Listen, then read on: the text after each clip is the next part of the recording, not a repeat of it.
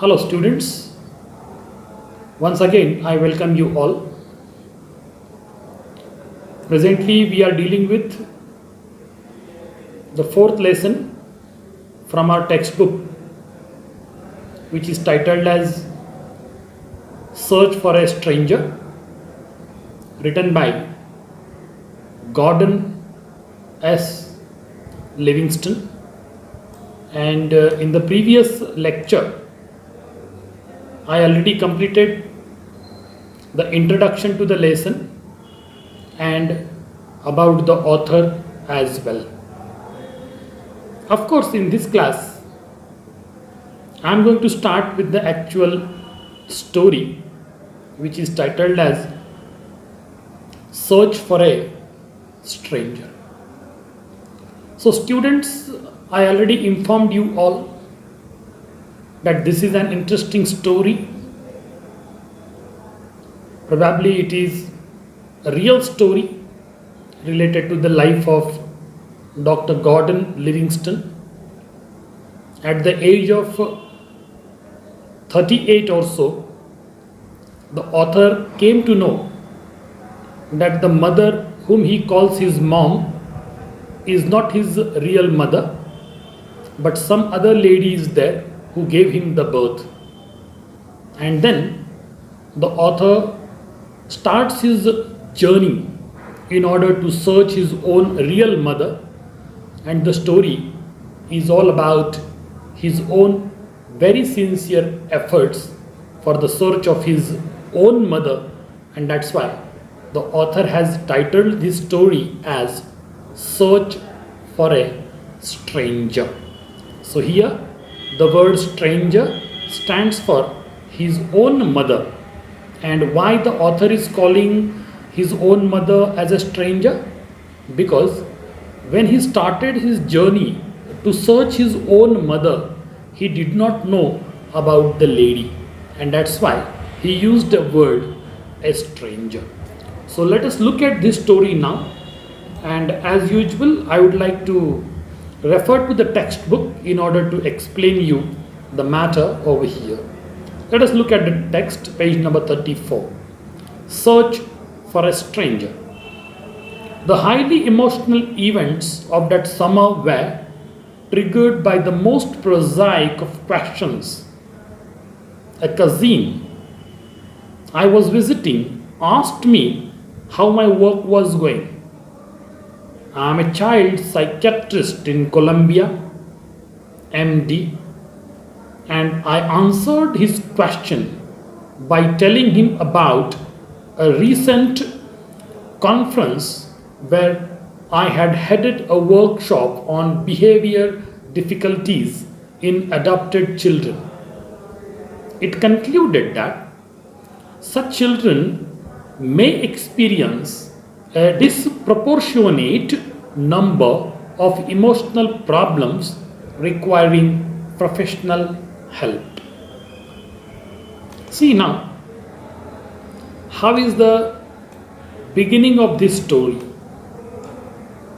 Right in the beginning of the story, the author has started it in a very dialogic manner. He is talking about the summer time, and he said that summer a kind of question which was asked by a cousin that really made him emotional. It was a very emotional or highly emotional event of that summer, and the cousin asked him, since the author was working as a psychiatrist, that too a child psychiatrist in Columbia, MD, and when the question was asked, very politely the psychiatrist, that is our author, answered it. What did the author say? He said that recently he had attended a conference, and the kind of conference which was dealing with the psychology, more particularly of the children who were adopted by. And as far as the workshop or the conference was concerned, that mainly focused on the behavioral pattern of the adopted children. And finally, the event concluded with the kind of experience of a number of psychiatrists and the people all around who said that such children may experience a disproportionate number of emotional problems which actually required professional help. And of course, who can give a professional help? Only the specialists in the field, the experts in the field. Since our author, Gordon Livingston, who was working in Colombia as a child psychiatrist, so of course he is one of the professionals over there who could really address the problem of the adopted children in a more professional way. Then you see here, one of the factors I said may be the child's burden of dual identity, made worse by the secrecy surrounding the adoption process. In all states but 4, courts and social agencies are permitted to seal the records. When an adopted child tries to find out the truth and comes upon all this secrecy, he often concludes there is something shameful about him.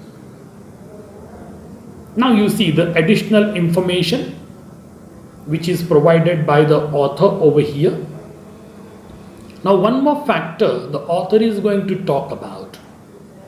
What is that factor?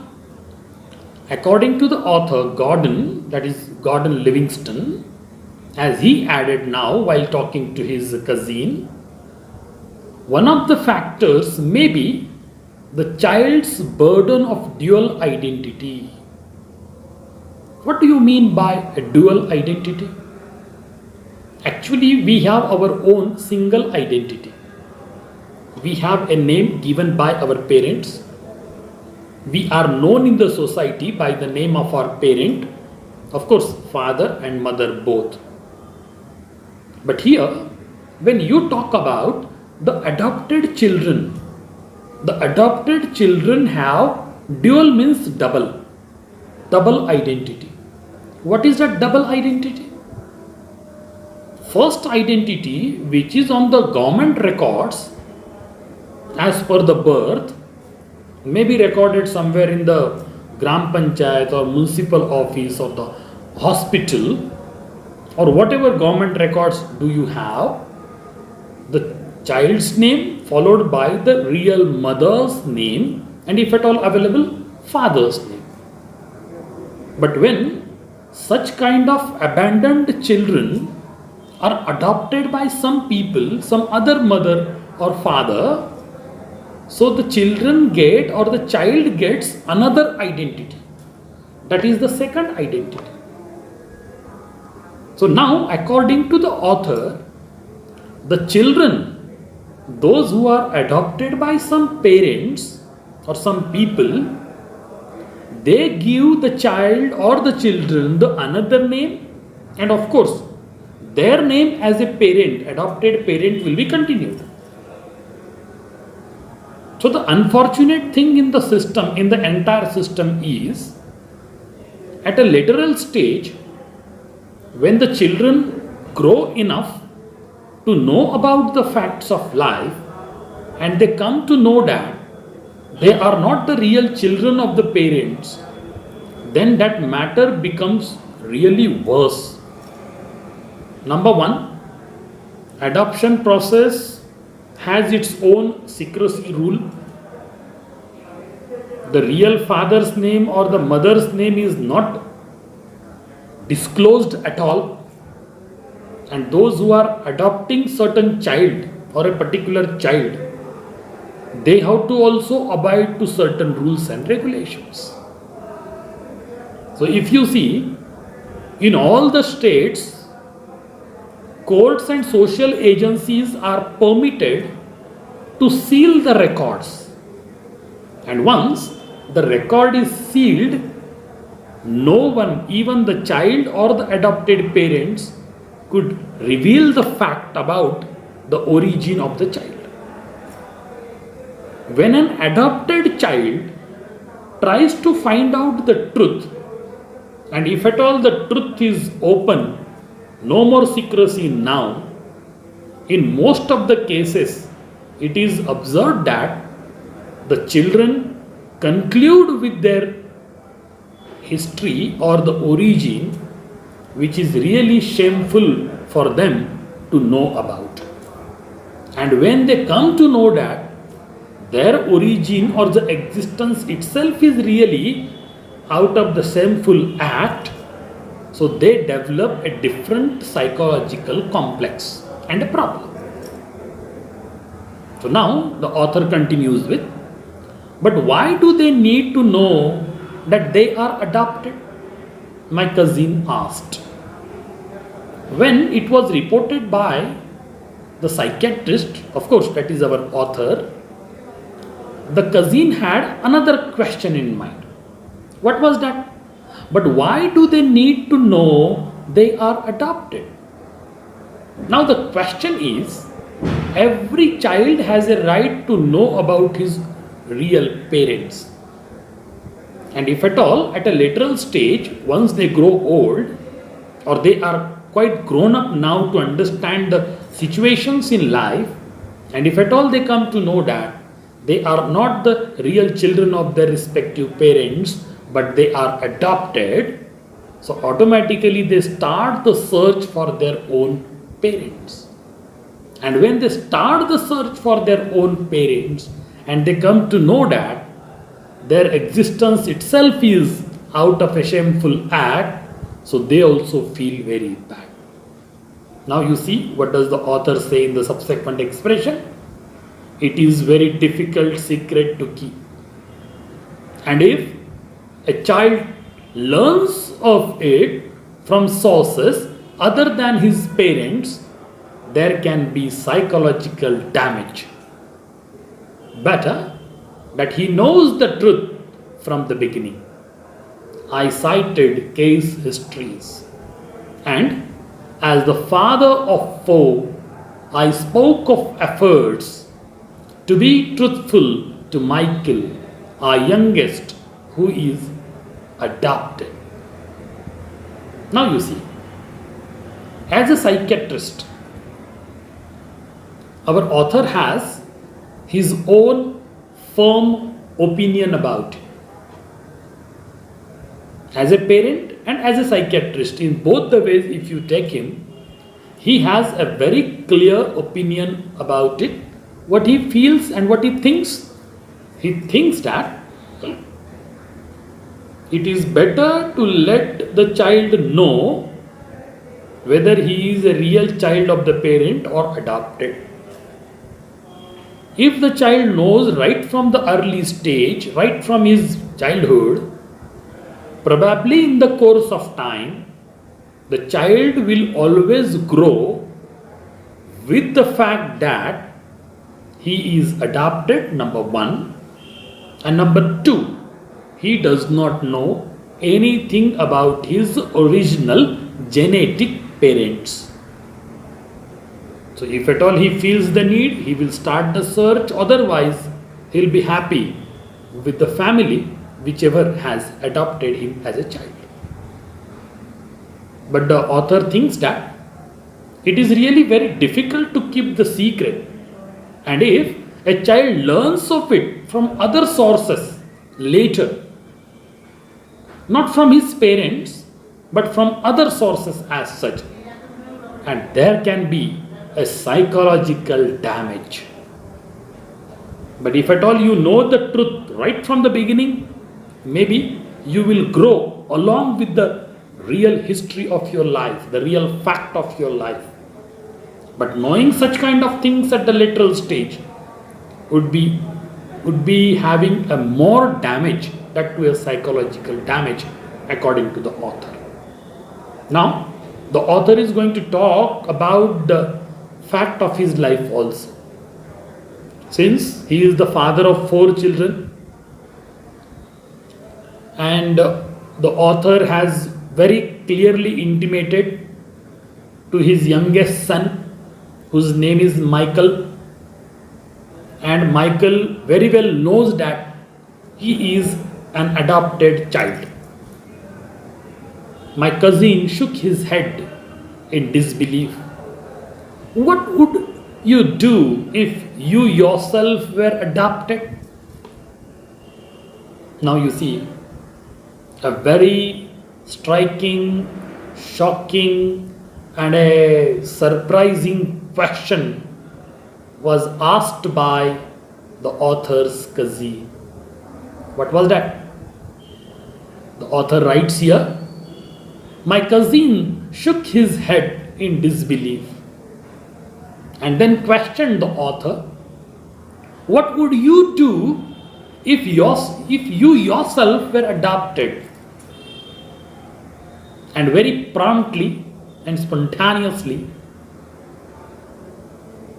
Gordon Livingston answered the question, search for my natural parents.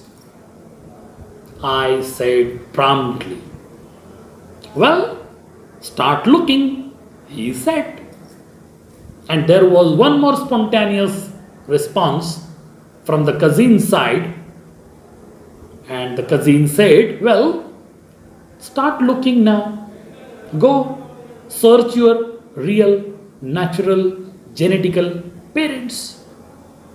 At first, I thought he was joking. When it became evident that he was not, it was as though some unseen fist had struck a blow to the pit of my stomach. I tried to compose myself, forcing deep, even breathing. See now, when the cousin responded that way, I mean to say, when the cousin said, well, start looking for your real, natural, genetical parents, Gordon Livingston thought that his cousin was just joking. But later, it became evident that the cousin was not joking, but he was telling the fact. As soon as the author realized that whatever the cousin has said, it's not a joke, but it's a harsh reality of his life. It means Gordon Livingston is not the child of the parents whom he calls mom and pop. On the contrary, he is an adopted child. As soon as the author came to know the fact, first of all, he was totally confused and baffled. He anyhow could compose himself and having a forceful, deep breathing and trying to retain himself. You all right? My cousin asked. Probably it was also noticed by my cousin. And then the cousin asked me whether I was all right. How can I be all right? In the middle of the life, at the age of 38, for the first time in my lifetime, I am coming across the fact that I am not the genetical child of my parents, whom do I call mother and father, but on the contrary, I am an adopted child. And still my cousin was asking me whether I was right or not. I am fine, I assured him. I was far more fine. I felt I had lost an important part of my identity. All the basic facts about myself that I had taken for granted were suddenly stripped away. If I was not Scotch Irish as I had supposed, what nationality was I?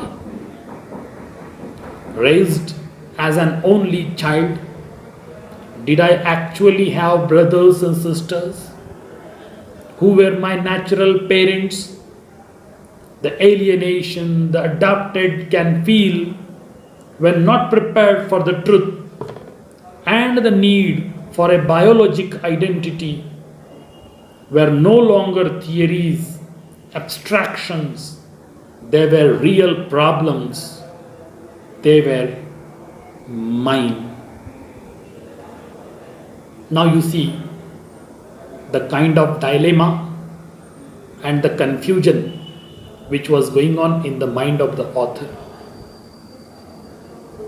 Here, up till now, we have seen Gordon Livingston as a child psychiatrist who talked about several theories, abstractions, observations, psychological problems, and so on and so on. But he always took it as a part of his profession. But probably for the first time in his lifetime, he came across the fact that he is also like the other children having psychological problems and those who have gone through this kind of process of dual identity. Still, I was trying to compose myself, and after composing myself, I assured my cousin that I was all right, I was quite fine. I was far from fine. But that time I felt that I had really lost an important part of my identity. Of course, everybody wants to know about the real parents. Now the question came to the mind of the author. As up till now, I called myself as Scotch Irish. But who am I? What was my nationality? In fact, I was raised by my parents since childhood. I called my parents as my father and mother. But probably for the first time, now I am going in search of my natural parents. Who were my parents? Who were my natural genetic parents with whom I have my DNA connectivity? Probably the author realized that as the other orphan children or adopted children, they always find themselves as alienated, isolated, and searching for their own biologic identity. Probably for the first time in the last 38 years or so, the author himself was going through the same phase of life. The alienation the adopted can feel when not prepared for the truth, and the need for a biologic identity were no longer theories. Now the question in front of the author was, whatever he has experienced just before, especially from his own cousin, that what was that all about? What actually happened in his life? Who are his real parents? What is his genetical identity? All these questions were raising their heads in the mind of the author, and the author was dumbstruck for some time. Then the author continues, he says, when I confronted my adoptive father late that night in 1976, mother had died the year before. He looked crushed. We never told you, he said, because we were afraid you'd want to meet your real parents and we might lose you. See now, it was a very critical experience for the author. After knowing the fact from the cousin, the author felt very restless and uneasy. He wanted to find out from his present adopted father whether whatever this cousin has said was a reality. Maybe today or later, the author has to face and confront with his father in this respect. Ultimately, the author decided that he will talk to his adoptive father about it. And in the late night in 1976, the author confronted with his adoptive father and asked him about his own real identity.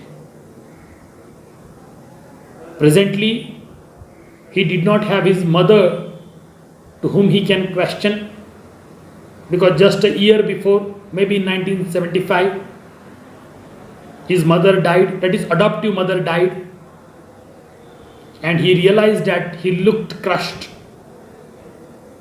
And when he questioned this thing to his adoptive father, the father told that, Gordon, we never told you about this fact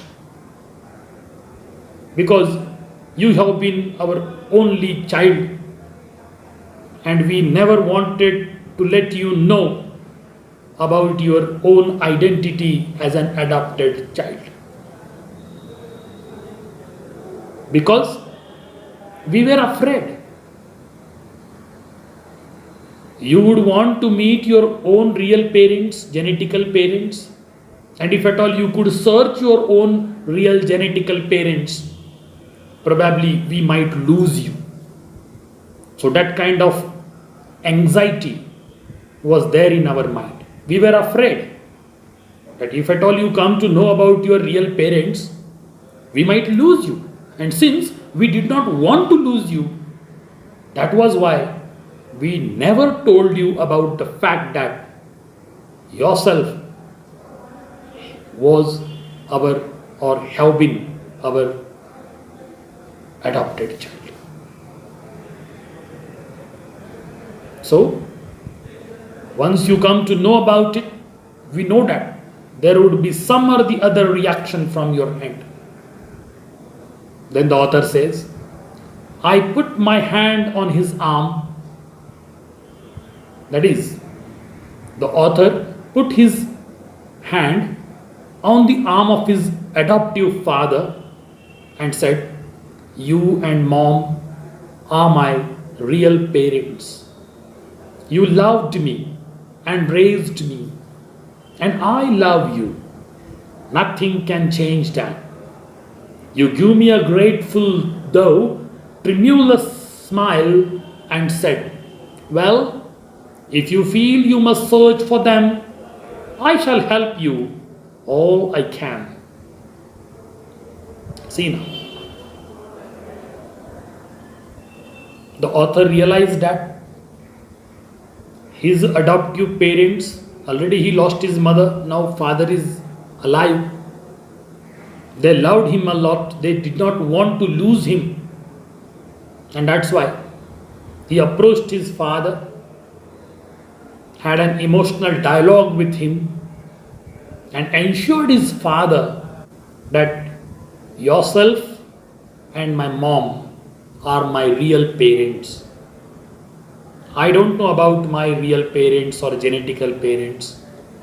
You loved me, you raised me, you gave me education, you could make me, in a position to stand on my own, and I do love you both. Nothing can change that. So don't worry about it. You are my parents and I am your child. But he gave a grateful though tremulous smile and said to our author, "Well, if you feel you must search for them, I shall help you all I can." Now you see the twist in the story.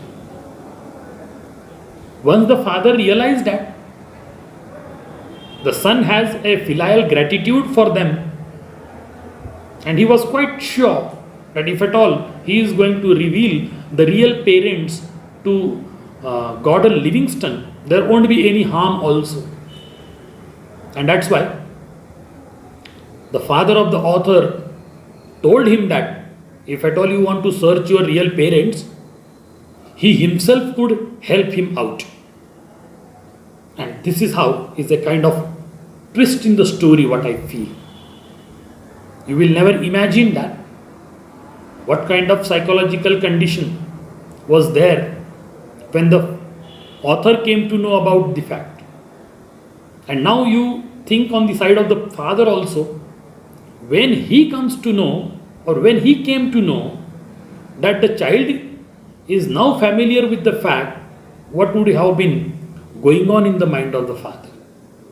So both the situations we need to interpret on the psychoanalytical basis or based on some psychological theories, and then only you can really understand how is the temperament, attitude, approach, response given by the father and our author as well.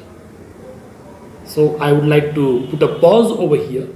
Maybe in my next class I would like to let you know how the author actually starts a search for his own parents. So whether he is going to meet his own real parents or not, that I cannot say. The story will let you know, but that will be kept as a secret till the end of the story itself. So thank you very much for attending the class.